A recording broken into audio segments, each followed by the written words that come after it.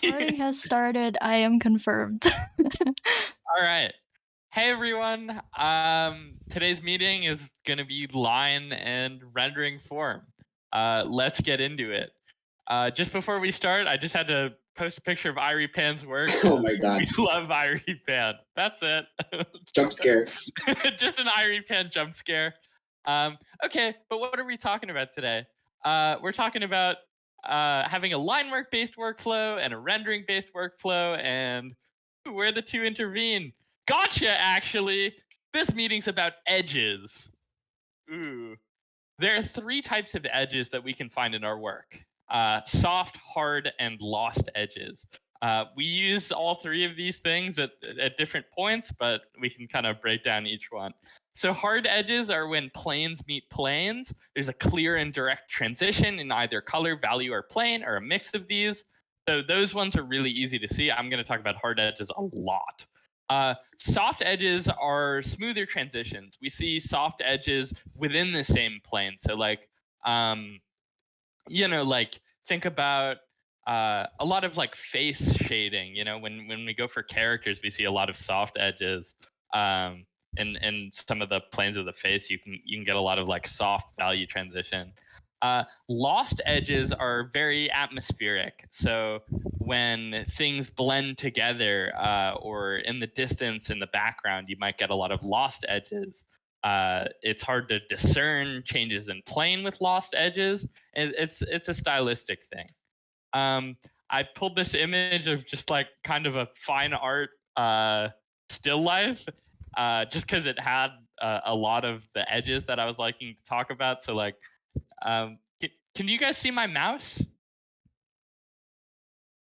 Maybe Yeah, not. yeah. Okay, we can. Okay, so like, we can see a lot of these hard edges when we look at like changes in like the plane of the apple, right? We get these big shapy strokes that like, we can see clear transitions, and even in like the metal too is a great place for hard edges. Like, look at how hard those highlights are. But like, look at that apple in the back. That's a lost edge. How that like bleeds over. So, um, we get a lot of different types of edges when planes meet, and a lot of other things happen. It's really going to be core to like what I'm talking about today. So first, I'm going to be talking about line work and the quick render. Quick render is something we're going to explain. There's two types of renders: quick and full, and we'll keep going into that. Will, why do you have these images of like the outside world? Um, wow, Will, damn, like touch grass, like. What are you trying to say here? I'm trying to say lines don't exist in real life. Do you see any lines here? Do you see line work? I don't think so. Uh, Man, I think we should really think about how we're using lines, because we use lines to shorthand all of these edges. We can use line to sell soft and hard edges a lot faster without needing to fully render them out. They're a great stand-in. So this functionality is mainly achieved by line weight. Well, what's line weight? This is Steven Sugar's work. I'm going to talk a lot about different artists here. I'll give the names as we go along. So, line weight is the thickness or kind of pressure of a line, right? Steven Sugar uses a lot of these, like, to show tension and weight of objects, right?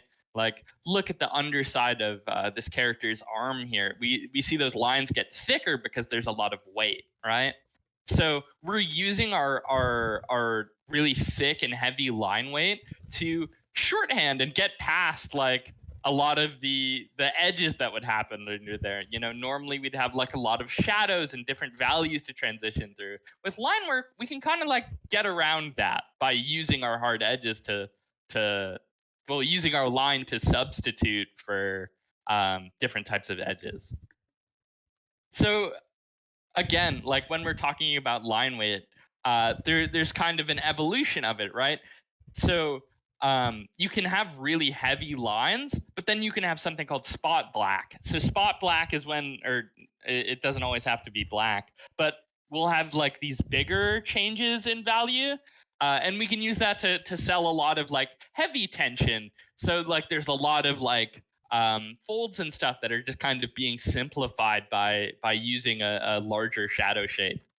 Um, so again, we're using spot black to just kind of like speed up a lot of the edge painting that we have to do just by skipping it, kind of. Skipping doesn't mean, like not having an understanding of all of this. It means we're just expediting it, right? Steven Sugar knows exactly where he's needing to place all of these lights and shadows. He's just using his line weight to, back him up. Um, and he does this all the time.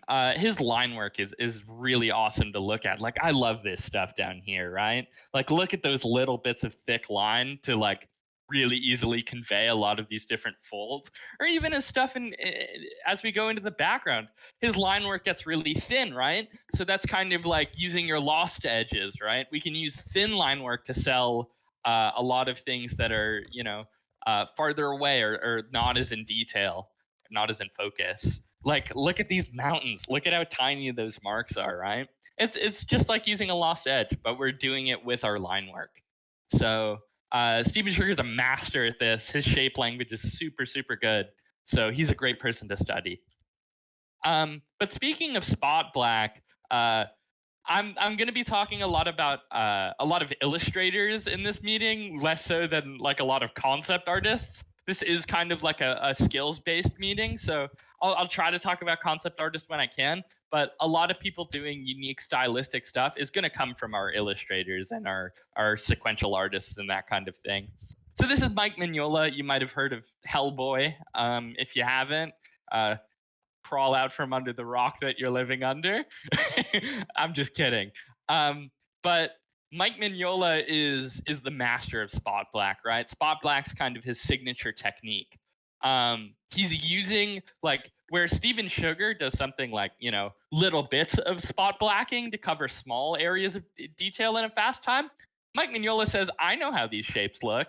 I know what that arm's supposed to look like. I know what that leg's supposed to look like. I'll just throw it in shadow." Like I can skip that edge transition, but he still knows what he's doing with his lighting, right? Like look, it's not like his shadow shape is just like an even curve, right? He's using his big spot black shadow shapes to just convey the value and the plane change. Just it's knowing, but it's expediting, and that's what line allows us to do. This is a SCAD graduate's work, very kind of similar in style to Mike Mignola. This is Andrew McLean, author and artist of Headlopper, as shown. But again, in a lot of the work in that comic too, these awesome spot blacks. Like, look at how he's doing that to put these figures totally in shadow, and look how menacing they look. And even with like this character's boots and stuff, like we're just using this spot black to kind of expedite and make our edges, which are really hard, just sell and be super punchy. Like I love how this character is fading into shadow here, but like look at how precise these spot blacks are to sell all the folds in the pants. So we want to be precise, but we get to go a little faster. We get to cheat a little bit. But Will, aren't you also creating a lot of these changes in plane and value and edges with color? Yeah, but our color when we're in a quick render, this is what this is called. We're using our line to sort of substitute for we're not using a full range of values. We're kind of keeping it limited and using our line to cover that. And that's why we get to do that, right? When we use thicker lines, when we use heavy line weight to sell differences in plane change or value or whatever, we get to go around that, and that's why lines are super good. They're super powerful. And we get to go with a more limited thing. We get to try like a lot of different stylistic stuff when we're falling back on our lines a little bit. So this is a quick render. But again, right, not just to show that like You don't even need color. This is all in grayscale. Uh, like, look at how many edge transitions we're getting with just like tiny little bits of value and line. Like, that heavy line weight on the bottom of the spike means that he doesn't have to render out that spike fully. He just needs to use that little bit of heavy line weight to show, like, oh, the shadows on the bottom of this thing, right? Um, so like even when you're going in grayscale, like we can be really precise about what we're doing. uh and line work allows us to really go crazy with a lot of these hard edges. So you know pay attention to that, focus on what we can really do with our line work. What can we let our values tell us, and what can we let our lines like say the rest. um so there's just like a lot of really interesting stuff happening with like using that spot black, using that line weight. Like, look at this right here. Oh my god, this is like sublime. Like how heavy this line is to sell the weight of that like foot stomping into the snow. Like, and like the heaviness of that plate armor, like that's awesome. That's just like really awesome stuff that if you went with a full render, which I'm going to talk about later, like it might be harder to do that. You might need a lot more value transition to kind of achieve that. With our lines, we get to do that for free. Not for free, but you know expedited. And again, so a quick render is going to use a fewer and smaller range of values and a lot of hard edges. Smooth value transitions can happen, but we're simplifying our value structure. This is by Loma. Like, he's using some kind of like more rendered stuff when he gets into this metal, but then again, like, look at how much he's taking up by the line work, right? Like, there's a lot of like that detail that he doesn't have to render now that he's using line. Like, it's great for stuff like that. Line works great for little bits of detail when you need it. Sorry, I'm gonna take a drink of water. Okay.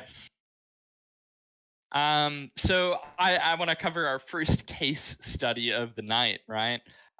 This has kind of been like a format that we're kind of working into. Um, this is Cosimo Galluzzi. Cosimo Galluzzi is one of my favorite artists because of how he blends the two, right? He uses a lot of really great shapes, but he's falling back on his lines. There's so much like good stuff to talk about here. Little bits of spot black in the rocks to show, you know, those deep shadows, and then again like super hard edge stuff with all this metal and these weird robot mechas. Like, so we're using like kind of that middle ground where we're showing changes in value and plane. We're using our hard edges, but we're letting our line work carry some of that weight. uh Cosimo Galluzzi is awesome because his work is in a bunch of styles. He does a lot of stuff that doesn't have line even. But I just wanted to focus on his line work stuff, his quick render. Like, look at again, like not only is our shape like our hard edge is going to come in shadow, but it's going to come in light too. Look at how awesome these super high highlights on this armor are, right? Like, those are being done just like pretty easily with kind of like a more rendered touch. But he's using the line to back it up, so he doesn't have to like um you know he can allow that highlight to sit so close to like the edge of something and not lose it. Like, he doesn't want that to be a lost edge. He wants that hard edge, and that line lets us do that. So a lot of really dynamic stuff. Again, even in environments, we can be using like line. Look at how like these little bits of line can substitute for a lot of our like rendered detail. So we can use our lines to like stand in for super rendered grass, and we get to do it now as an expression of more like edge control again. Like, look at this stuff all the way up in these cliffs. Like, boom, like hard edge, little bit of line to sell it, right? Highlight, line, shadow. That kind of stuff, like line lets us do that even in the clouds, highlight, line, shadow. We can line out our shadows too. So the main thing though that I wanted to kind of cover with this slide though, I put a big red circle towards this. We can color our line work too. So coloring our line work is a super, super potent tool in our toolkit.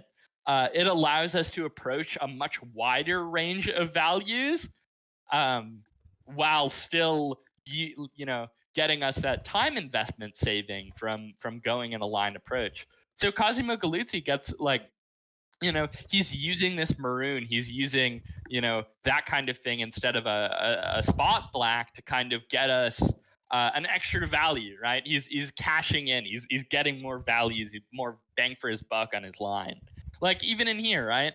Like we see the maroon of like the kind of fire of this elemental guy, but he shifts his line mark towards being cool and he's going into that cooler stone. So our line mark can be an extra value when we need it to be, and that's really powerful. Again, this is just more like really good, really simple kind of hard edged rendering, but with line to back it up. This is kind of his bread and butter. Like, look at how soft these transitions are, right? He's just using like an airbrush or something, but he can use those lines to kind of give us a hard edge under, so we're not missing much. Like, this is like three values, really. But like, look at how clear it reads, right? Like you can kind of feel how soft those kind of curves are, but the rendering that he needs to do is a lot less because he has that line in there. So line allows us to be more simplified and save time, but also be like really stylistic. Like again, I talked about when I went all the way back to uh, like Mike Mignola and Andrew McLean here, uh, like line work can be super stylistic, and that's really important. Like that's something to think about, is what kind of style you're looking for. Like not only time investment, but the look and feel of it can definitely be offset by whether you're going with a lined or lineless approach. But before transitioning into a more of a full render kind of talk, I wanted to go and spotlight a single artist who does kind of what Cosimo Galuzzi does in giving us a blend, right? This is Nishio Nonora. I'd never heard of this artist. I had no idea of anything they worked on, but they popped up in my ArtStation feed like a month ago, and I was like taken aback. Like what this guy's doing, right?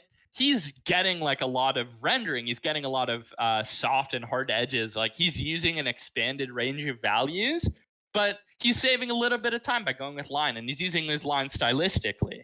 Like, look at the value structure of like this lady's like pants and clothes and stuff, and then her face, right? It's like, what the hell? How is this guy getting away with using a single value for like the entire face? And that's kind of the magic of line. He gets to do that. He gets to use that stylistic aspect to to really morph the amount of work that they need to do. Like, what the hell, man? A lot of really cool stuff that you can do. Again, this piece is so sick. Like, look at how many hard edges we have in the foreground with like her and her clothing and all this hard line. Like, look at how blocky that hand is. That's awesome. But then as we go into the background, we can let our lines do less of the talking. You know, we can fade our lines back. We can use the lighter line weight. And we can do a little more rendering, right? And again, in the metal, we're seeing like really nice highlight shapes, really good shadow shapes. Um, but all this edge stuff that we get to do with line is really unique. It's really fast and it's really powerful. So don't sleep on line. Um, Again, like, come on, this is crazy. But like the way that Nishi and Honora is rendering their metal, they're doing it in more of a full render way, but they don't need to go all the way, right? They don't need a million values. They're covering it with their line, and they're letting their line just kind of clean things up and make things more unified. Because line can be a great tool to unify a composition as well, or make it less unified depending on where you're including your lines. So really good work and really awesome as we kind of move towards the painterly approach, the full render. Again, I just want to talk about the terms quick and full render for a sec. I got these two from Professor Ben Ward. He's a teacher here. And if if these like I hadn't heard of these like kind of umbrella terms to describe these things, but I think they're really great. I think they're nifty. Quick and full render, like really awesome stuff. But whenever we go to a full render, most of the time, right? I said 98. There's 2%. Like we're gonna be using some lines, but we go lineless, right? Because most of our edges now are instead of having to fall back on our line, we're going to use a greater value range. We're going to let our values speak for our edge transition instead of our line. So this is Will Murray, right? And while this looks like if you like squinted, you might be like, damn, there's like line work there. Not really. It's mostly just a lot of like really specific detail work and really hard specific edges. I did a zoom in here on Diva's mech. Look at this. This thing's a hard edge machine, bro. Look at all these amazing little bits of highlight. Like these aren't lines. These are just really hard, soft edges that not hard, soft edges. I'm contradicting myself. Just really hard edges with a really thin highlight, right?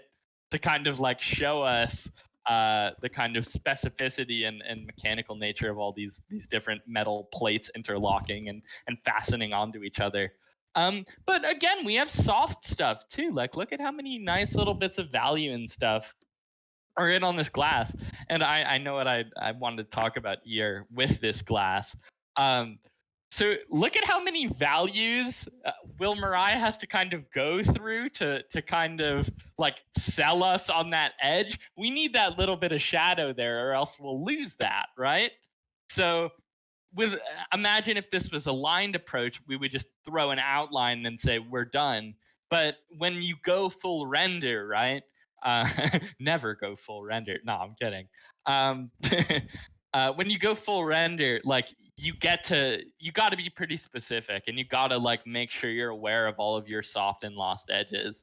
You know, think about where you want to place those. Think about whether you need a hard edge to like keep us in the form, or if you want to lose it. And it's all, you know, depending on the need of your composition.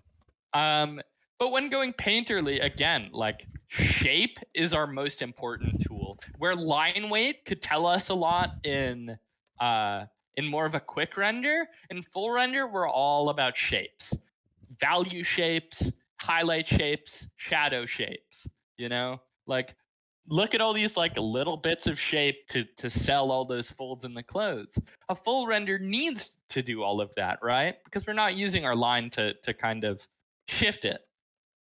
But again, we get to play with those soft edges now a lot more so than we got to play with our line work. Like look at all these little I think they're like mountains of salt, I want to say. Like look at how many lost edges we get in the background. This is June on. This is a painting for I want to say like a Legends of Runeterra thing. League of Legends adjacent. Something in there. But like look at all those really nice lost edges even when we get around to like the kind of value transitions in each one of those. Like he doesn't even have to go to shadow. He's just using the kind of blue of the ground to act as his shadow shape. Which is really awesome. This is Coaviet, another like ArtStation recent pickup. Um, but again, like we're talking about really good like shape management and like economy of our shapes, right? Look at how much detail we get to see in this fur because we've elected to go with a full render approach. You know, we get to pick up all those little bits of highlight, those little hue shifts, those little changes in all these little bits. And then we get really nice lost edges too. So like look at this stuff. Like look at how soft those little bits of stroke are to kind of, you know, push ourselves into this fur and the choice again to throw this on a white background, you know, really harsh shifts in value are going to give us that edge again, right? That's a hard edge, so using that white of the background to create that is really awesome, and that's like another thing that full rendering does, right? Um, just like with Diva, right? Like that mech on the sky plate. Like if we were going line, we'd need to throw an outline around this, but because we're using like a little bit of a harsh transition in value, we can sell that without needing to use it. And that's kind of the beauty of the full render is how much little bits of detail we can achieve with like a lot of different shifts in value and hue and tone. There's a lot of sorry, I need to get more water. But a lot of really great stuff happening. Um, the trade-off here, again, where line work allowed us to be, very quick. Full rendering, if we're going full value scale, if we're doing all this detail, it's going to take more time. So we see a lot of like full render stuff, like for splash illustration, and I mean in concept art too. We're gonna see it, um, but again, you get a lot of line there and a lot of like more quick rendered stuff when we go for concept, because we're on a time crunch. So for more like rendered out illustrations, going for that full render, going for that full range of values is going to allow us to achieve, like, dare I say, a greater level of mood sometimes. And it's not that one approach is better than the other. It's just that like different approaches and different requirements of whatever task you're getting out to do might require a different approach. So um, again, so with details and shapes, we can start thinking a lot more about where we're placing our focal points. And this is one of my favorite parts of this kind of thing. And again, this is more of a compositional thing and less so like a rendering and skills based kind of thing. I mean, composition's a skill, obviously, but it's a little more abstract, a little more esoteric. But like, look at all these compositional lines and edges that we're using to kind of move towards Omen. This is another ArtStation pickup. I've gotten a lot of these great artists just showing up on the featured page. I'll go into their work and just be like, oh my god, so much great stuff. But like, look at how smart all of these little bits of edge are. These little highlight shapes in this shadowy mist, right? I put all these arrows here to just we can follow them around the composition, which is really awesome. Everything leads us back to Omen's head, helmet, whatever he's got going on there. The compositional lines and shapes that we use can let us sell focal points really easily. This is Sergey Kolosov. Um, this is I have like a few slides with him. This is some of the art from Deathloop. But again, like super hard edges, right? Again, in these stairs, and then we get super lost edges as we go into the background, right? We want hard edges when we need detail. Like, look at how hard this guy is. Like, he's just a bunch of shapes stacked on top of each other. But then in the background, like all this smoke and fire and stuff, we can kind of abstract that. But again, with compositional lines and kind of how they're structuring these shapes, we get a lot of like this circular motion throughout the composition, because he's using his shapes to kind of create these visual pathways for us. So again, look at this one. This one I thought was really interesting because it's like super clear where you're supposed to go. We start at this guy with his gun and we follow it to the plane, which gives us just like very quick and easy compositional lines to draw us all around the canvas. But again, like instead of using lines, he's using super hard edges to give us those clear planes to follow. Um, and soft edges in the background where he doesn't need to show detail. So we want hard edges where we need to show a lot of like detail, and soft and lost as we move towards background. And I'm going to talk about environments soon too, which are probably like the most likely place you're going to see a lot of soft and kind of lost edge stuff. But again, right? It doesn't need to be, it doesn't need to be super painterly, right? I got over to who I wanted to talk about next. We talk about Trudy Castle a lot. Trudy Castle's great because she's doing something super stylistic with her rendering, right? It's pretty much all hard edges. So like she doesn't even need those loft edges. She says, "Fuck it, it's all good." Sorry, pardon my French. uh, like look at all these amazing, super hard highlights that we've got going all around. Like that's such a punchy and stylistic look. And we can do a lot of stuff with really really hard transitions. We can sell shape and form. It's just that we're doing it with, it's going to take us more shapes to do it, but we're going to do it, right? We're going to use our hard edges, which are really awesome. This is stuff from like the Long Dark, right? More Trudy Castle stuff. But like, look at how genius some of this edge control is, right? Look at how much she's saying without needing to do a lot of like complicated rendering, right? This is still like a full render. She's got like a full range of values, but like in such a stylistic way that, again, we can lean on different parts of our toolkit to expedite things. So while a full render is a full render can be quick. That was convoluted. But there's again, all the way back to when I was talking about Cosimo Galizzi, like these full and quick renders, everything's on a spectrum, right? It's not hard and fast. Uh, Super short aside here, on like brush stuff. You don't need a lot of fancy brushes to achieve, like really dynamic looks, right? Brushes are something we get to add on top. But like really all you need, there's a great Cynics video that I just lifted this screen grab from. You need a hard round with like opacity, jitter, and pressure. As long as you can achieve something like this, super hard edges with like a fall off, you can do a full render. That's it. It doesn't need you don't need Jimmy Two Shoes' $500 mega brush pack. We can do a lot of power with just our default kit. And I'll link this video. I think it's called the best brush for like beginner digital artists. Like I use this brush. Am I a beginner? Sure. I've been doing it for 6 years, but like I get, the hard edge with an opacity shift is just such a strong brush. You can do so much with it. But again, okay, here's another side note on a side note. Just a little note when we're rendering. This is something called ambient occlusion. Ambient occlusion is a 3D thing. This is just something to keep in mind when you're going to render.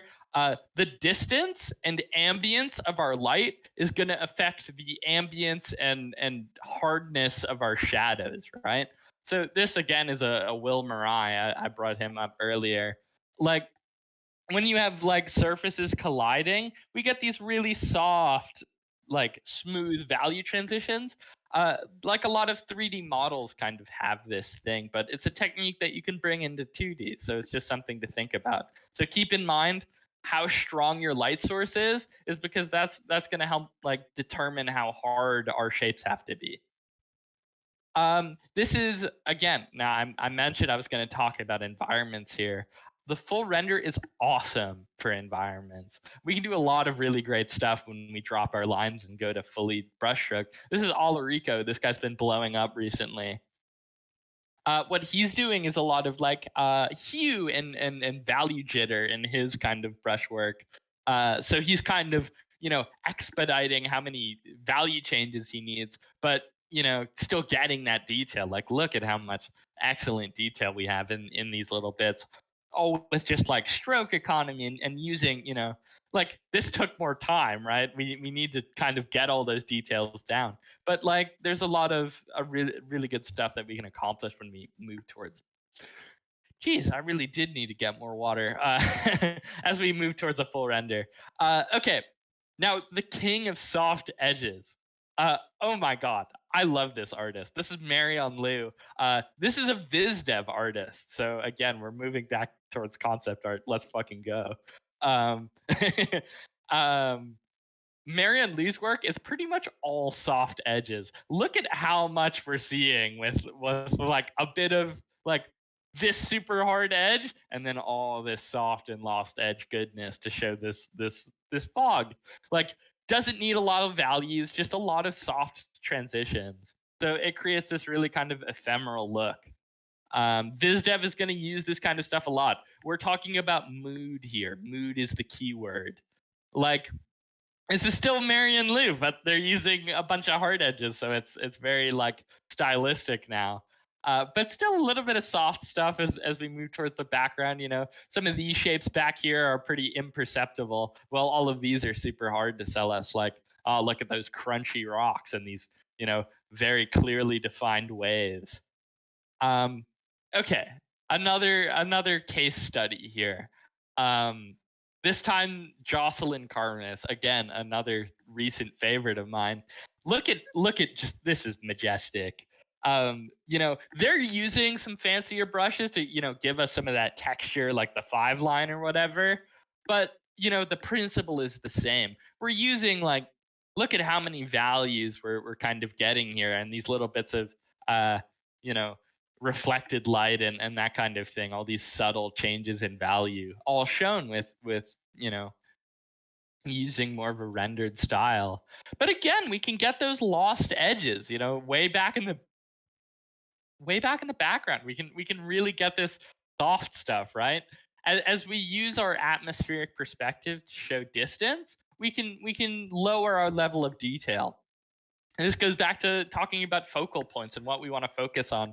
Things with more detail are going to draw the eye, and things with less are going to fade toward the back. So, like, um, I saw the process for some of this. Like, some of this up here is photo bashed. But again, using that photo bashed look is going to give us like a lot of like detail, right? It's kind of like faux detail, with little micro changes in value and stuff. And all this is like, a bit of fancy brushwork, but like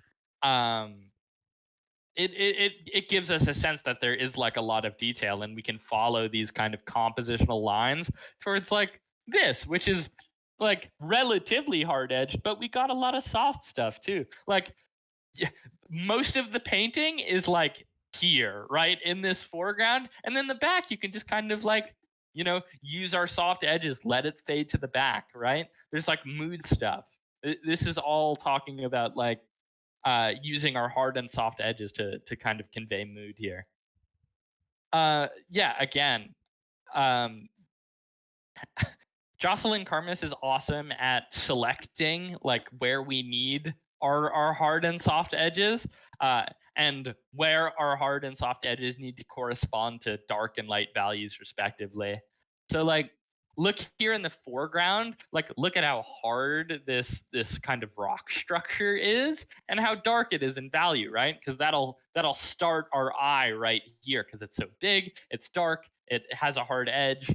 So like that's eye catching. That has a clear visual pathway. But as we go and move throughout the canvas, right, things get softer, things get lost. Like a lot of this kind of abstracted shape up here, like it doesn't need to be as detailed as some of the stuff in the foreground. It doesn't have to be because that's like the need of the piece, as well as atmospheric perspective is something to keep in mind. We can adjust our level of detail depending on where our viewer needs to look, and that's kind of a concept. There's a great video. We'll link it. It's like illustrative wizardry. So this is kind of a concept known as like areas of rest and areas of detail. So we can kind of do like, here's an area of detail, rest, little bit of detail, right? It'll bounce our eye back and move us throughout the canvas. So rest is where there's less detail, and detail is where there's more. So we can balance, what we're doing and what we're kind of saying. Like, oh my God, the moods in these are stunning, and that's why I included this guy. Um, like, look at how much stuff we get up here. All this brushwork to give us, I think I don't know the flower, but my brain says it's a poppy. I don't know if that's right. But like a lot of detail up here, and then as we move back, it gets super restful. It goes into those soft edges. So we can use our viewer's eye to kind of determine where we need to put our time into rendering. So that's kind of like the time dynamic, right? Is like with like a quick render, right? That from the outset is like we can do like a pretty uniform amount of work with our lines and it still like not take as much time. When we go to a full render and we're dropping our lines completely and we need to think a lot more about our soft edges and stuff, we got to think about where we need our detail, right? Where do we need to put a lot of our time? So like a lot of the time is like in this, and then this is like a brush stroke, right? Like that mountain one, you know? Like you can get abstract with it really easily and it be still very readable. But again, like the core concept here is it doesn't have to be one or the other. The major change that I've made that's been like absolutely mind blowing in terms of like how I've been improving as an artist is I used to see like line work and rendering as these two like diametrically opposed things, and it's like either you do lines or you do rendering. It's like no, we're kind of all doing this thing called rendering. It's just how much of it are we doing, like where are we putting our time, that distinction of quick render versus full render instead of line work versus rendering is like a lot better to kind of frame it because it's all kind of one skill. It's just different aspects of it that we're kind of taking out and expressing in a different way. This is Benjamin Lofting. This is By Loma, another recent blow up. Just really great stuff. Just a bunch of different artists here. This is Robert Kim, and then this is this guy has such a complicated name. It's like "Drive Me Away, My Troubled Heart" or something like that. He I don't know why they went with that as their name, but like, look, right? We're getting bits of like soft edge rendering, and like even when this is such like a, it's that spectrum, right? This is super high detail with using line work, and this is like pretty low detail with using like a lot of rendering. It's all unified. It's just what are we kind of focusing on? And that's something that I really want you guys to walk away with is that like we're not doing, like I don't want you guys to be either a line work or a rendering artist. Like I want you to have, you know I want you to be able to know where your focus is on the spectrum, but still be able to kind of branch out and see like, oh, man, I've been thinking about my lines like, oh, I love my line weight. Well, how about you try using that line weight, like fading that back and using your knowledge of line weight to do super hard edges? It's a similar skill, it's just expressed differently. So again, like, just I want to give a bunch of different examples of artists who kind of focus on a different approach. Like Death Burger's all like, super pretty hard edges and pretty like flat coloring with a lot of like detail in his line work. So it's kind of like, is he rendering? Yeah, he is. He's doing a little bit of like shape. We're seeing like tension and stuff and bits of these pants. It's just, squinted and zoomed back, right? He's using like cores of values and things. It's just shifted. And this is like a super heavy painter. This is Edward Delandre, but he's still like, with some of these super hard edges, these are like line work adjacent, right? It's all unified. And that's something that is really important, right? And we can express this single skill in like so many different ways. We're getting those hard edges, we're getting those soft edges, we're getting stuff being lost in the background. We're having areas of rest, literally, like this guy's just straight chilling. But areas of super high detail. So again, like there's just a lot of different ways to kind of um, go about achieving the look that you want to achieve. Animation is a really great. So way at the beginning, I was like, you can create a lot of like line work unifies a composition or something like that. I think is what I said. Um, Animation is such an awesome reference to look at because we get a lot of stuff where animated characters are rendered a lot more simply because again we render simply when our time investment needs to be tight, right? Rendering takes time. So having simpler characters in a super rendered environment is such a cool stylistic look that we can do. Like Come on, Ghibli stuff. That's all they're doing is like they get really great background paints and then throw a really simple kind of two value rendering. Like cell shaded, right? I talked about cell shading like in another meeting, but like it's such a cool look, right? We can use this. We can have that amount of detail again.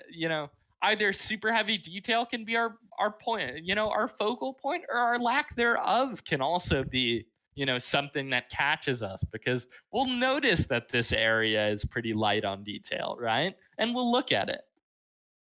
So like again, like this the same thing. It's more Ghibli stuff, Princess Mononoke. But look at how much detail and stuff we're getting in these rocks. Like there's so much like interesting and little bits of value change and texture to show all of that. And then the characters have like two values. So we go towards them, but we get to appreciate all of this stuff, right? You know, lack of detail can or lack of detail can create a point of focus just like how a large amount of detail can, right? So um, imagine instead like where I went all the way back and I was like, here's this rhythm of like detail, not detail, detail, right? So like what this piece is doing is like detail, detail, detail, detail, detail all around, and then rest, rest, rest, right? So that's why we get to look at those characters and focus on that. So that's really interesting.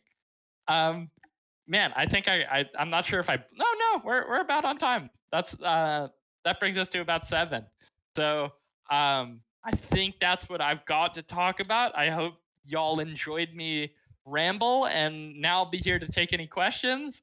I don't know if there has been any in the chat, but I can kind of stop sharing the screen and we can start kind of just going into more of a Q&A kind of thing. Let's go, Will. Whew. I'm gonna go get a cup of water real quick. My voice is raw. Yeah, if anyone has questions, feel free. I really love that poster discussion with the areas of rest versus the high detailed backgrounds. That was beautiful. Yeah, that point, for people that want to learn more about that, there's an entire section of the illustrative wizardry video I put in resources that has been talks about that for riot splashes, and it's like mind-blowing. That's like the core principle of League of Legends splashes.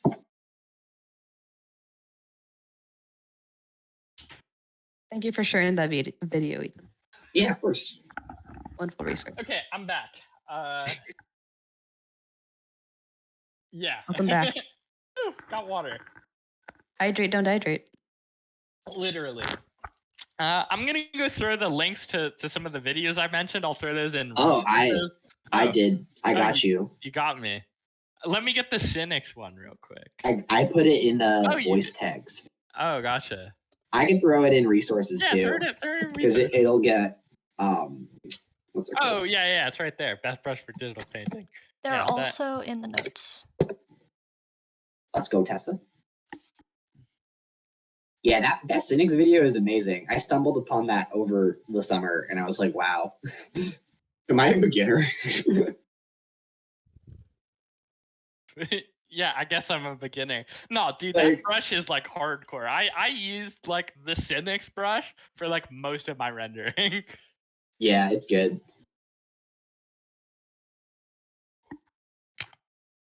But thanks everyone for showing up. Yeah, thank you all for coming. If you guys don't have any questions, you guys are free to go. No worries. Yeah.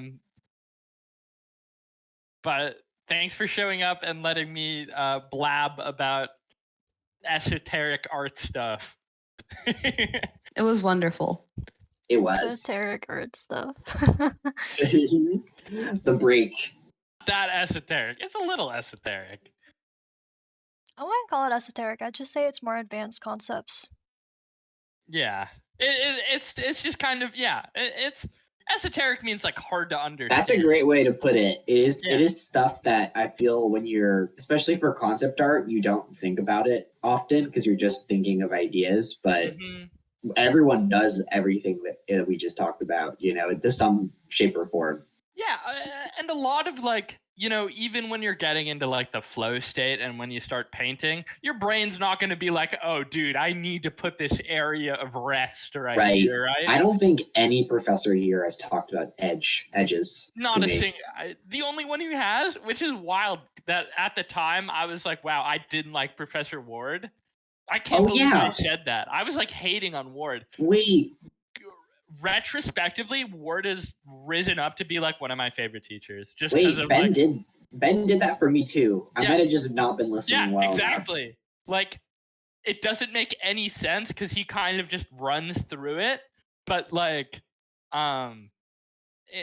like he actually does talk about soft-hearted lost edges. So it's actually like super critical.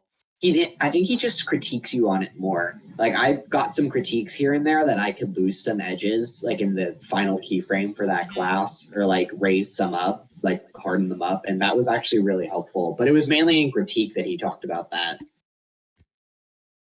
There weren't a lot of like exercises. There's a Ahmed Aldori video where you paint an apple, and he actually talks about losing edges and hardening up edges and that, which kind of was really cool to see. Yeah, it's really awesome. And my favorite part is like how the inverse can be true. Is like, yeah, like the language is like, oh, you want your detail where your focal point is, but like with like the Ghibli thing and the kind of that animation inspired look is like you want the background and the stuff that's not super important to be really detailed, and then your characters to be very simple, which gives such a unique look. It's super punchy, but it's just like kind of weird to think about it because you're walking into it like in a reverse fashion. Yeah.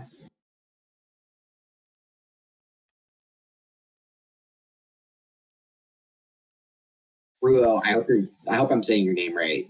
You are on the money with what you were talking about. No, but don't worry. Oh no, wait. I will assume this is a good time to stop the recording. Yeah. Cool.